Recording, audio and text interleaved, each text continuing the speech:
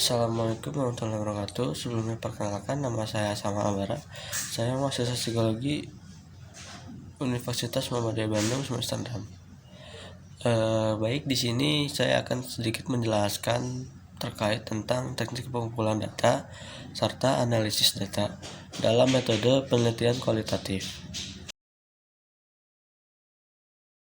Baik, pertama-tama saya akan menjelaskan terlebih dahulu mengenai tentang teknik pengumpulan data.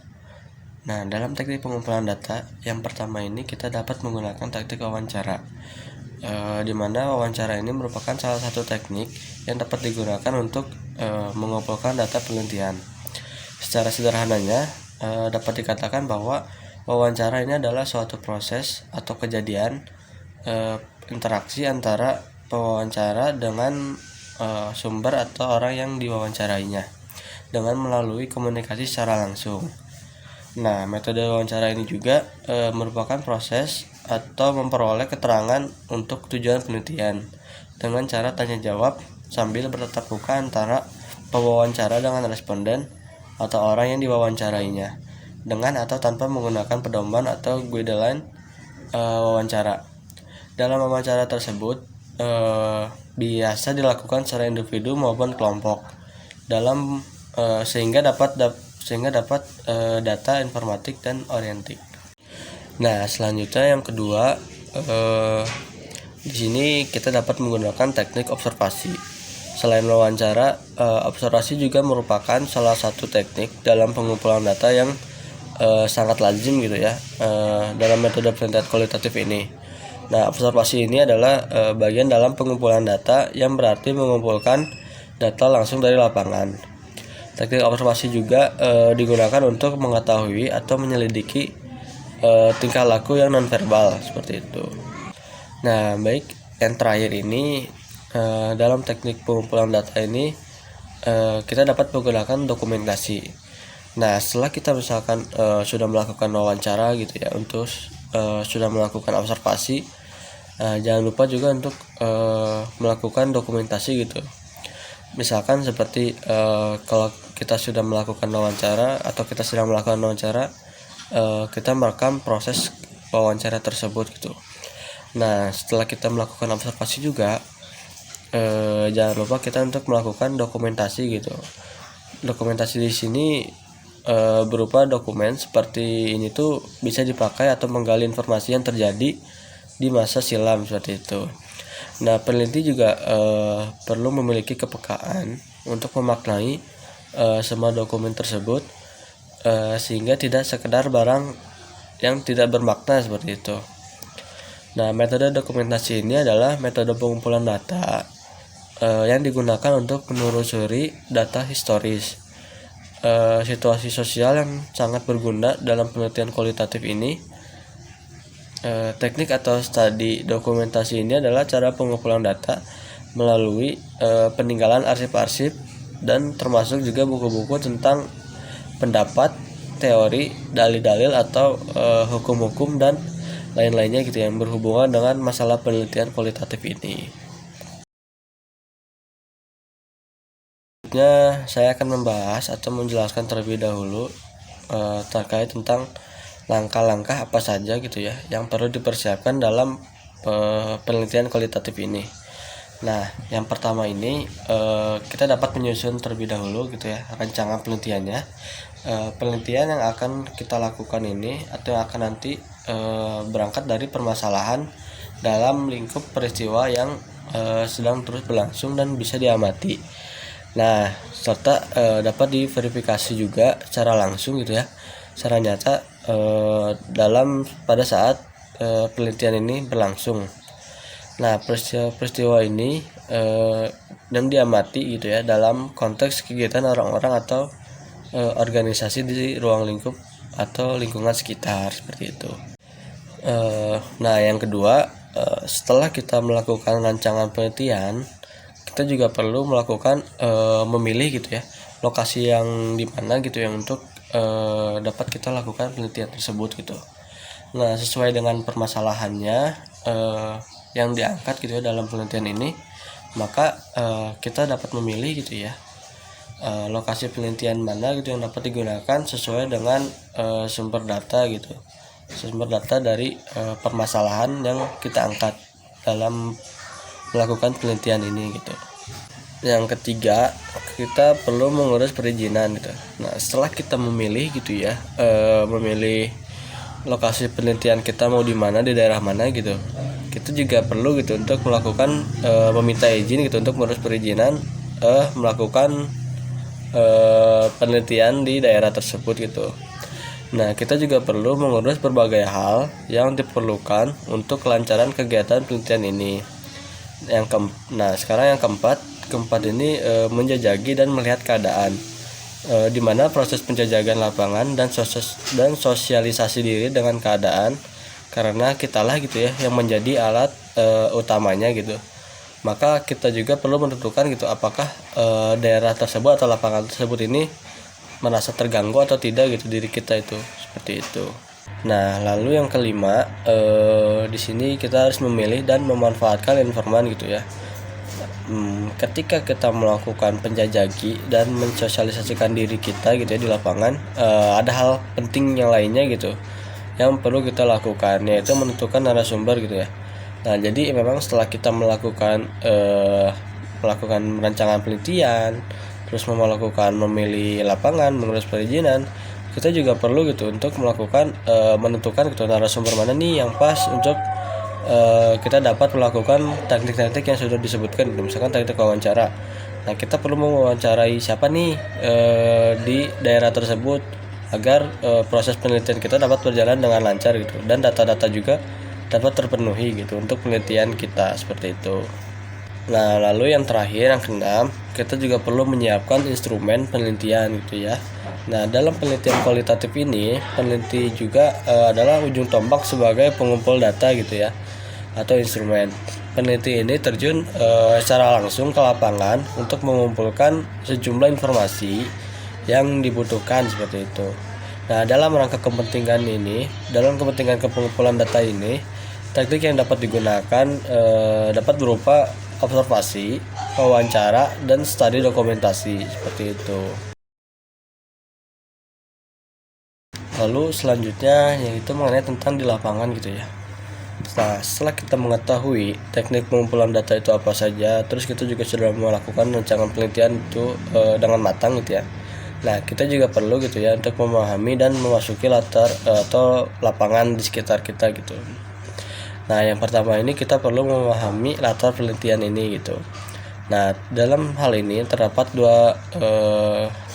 dua latar gitu ya. Yang pertama ini adalah latar terbuka, di mana secara terbuka gitu ya, orang berinteraksi sehingga penelitian ini hanya mengamati orang-orang tersebut gitu ya, atau dengan istilah observasi gitu ya.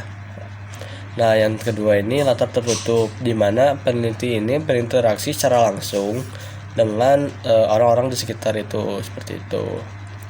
Nah, tidak lupa juga kita untuk memperhatikan penampilan kita gitu ya, menyesuaikan penampilan dengan kebiasaan, adat, tata cara, dan budaya latar penelitian tersebut, seperti itu. Selanjutnya juga kita melakukan pengenalan hubungan penelitian di lapangan gitu ya. Nah, bertindaklah secara netral gitu dengan peran serta dalam kegiatan dan hubungan akrab dengan subjek atau orang di sekitar atau orang-orang yang nanti akan berinteraksi dengan kita, seperti itu. Nah, jumlah waktu studinya juga kita perlu membatasi gitu ya. Pembatasan waktu ini melalui keterpenuhan informasi yang dibutuhkan gitu. Jadi jika kita sudah penuh gitu ya data kita gitu, kita sudah melakukan tanya jawab gitu ke orang-orang di sekitar. Nah, maka perlu adanya batasan waktu gitu dalam hal penelitian ini. Kita juga perlu aktif gitu dalam melakukan kegiatan dalam pengumpulan data, juga kita perlu aktif gitu ya, jangan hanya memperhatikan saja gitu. Selanjutnya yaitu mengenai tentang analisis data.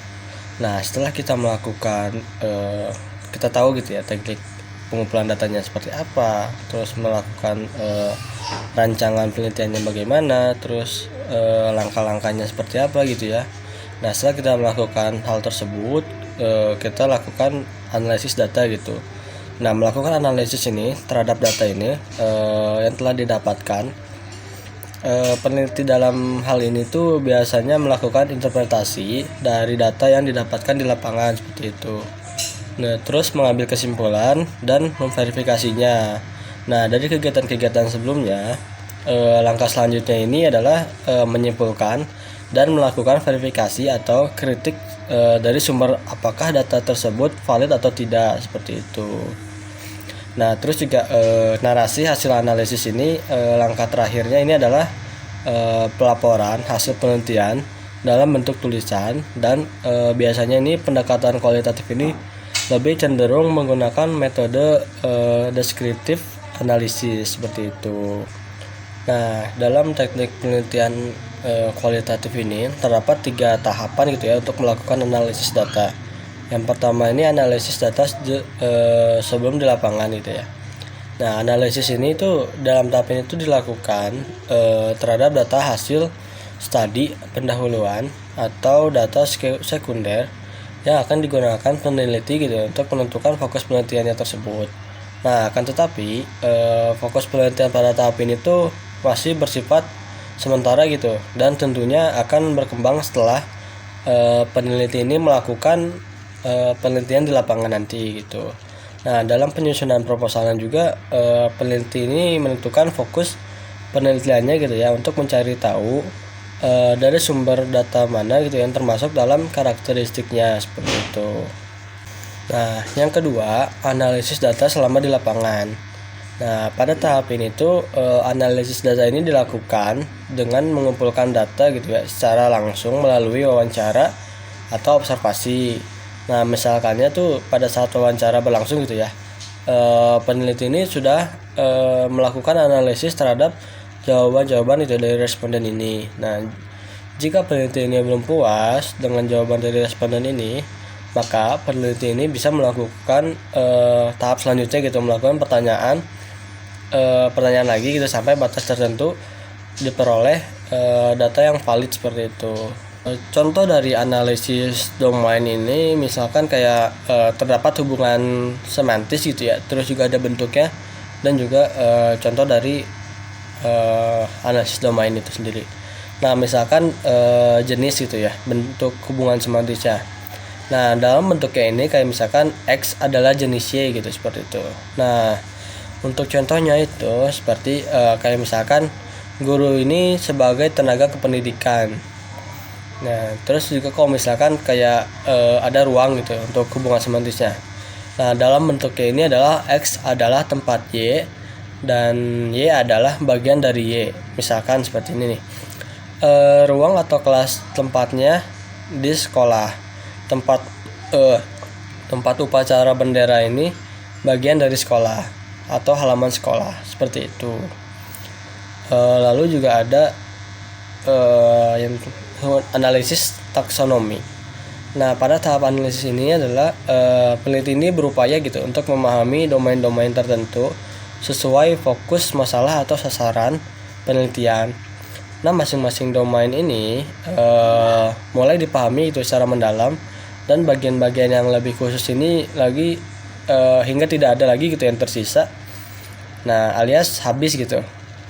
Pada tahap analisis ini peneliti ini bisa mendalami gitu domain dan subdomainnya.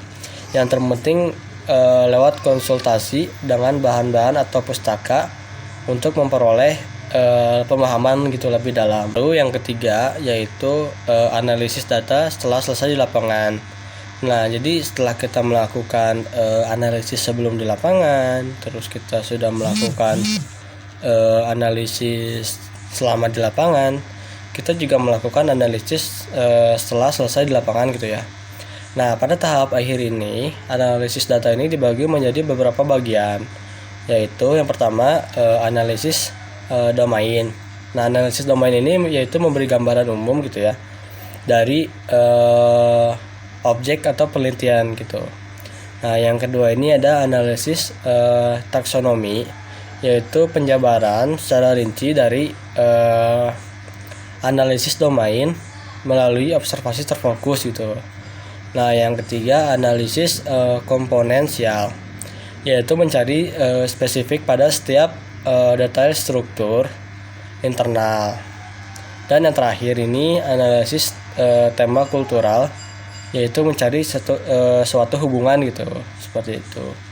Nah, analisis domain ini pada hakikatnya itu adalah upaya peneliti gitu ya untuk memperoleh gambaran tentang data untuk menjawab fokus penelitian gitu. Nah, caranya ini ialah dengan membaca naskah data secara umum dan menyeluruh untuk memperoleh domain atau ranah apa saja nih yang ada di dalam data tersebut gitu, seperti itu. Nah, pada tahap ini juga gitu ya, peneliti ini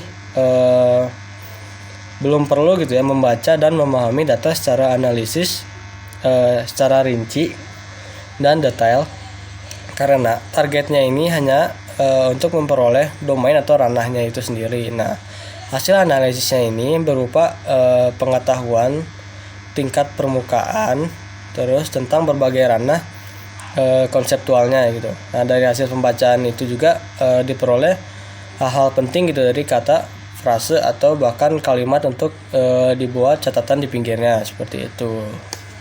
Jadi mungkin cukup sekian ya pembahasan kali ini. Mohon maaf apabila masih banyak kekurangan. Terima kasih atas perhatiannya. Wassalamualaikum warahmatullahi wabarakatuh.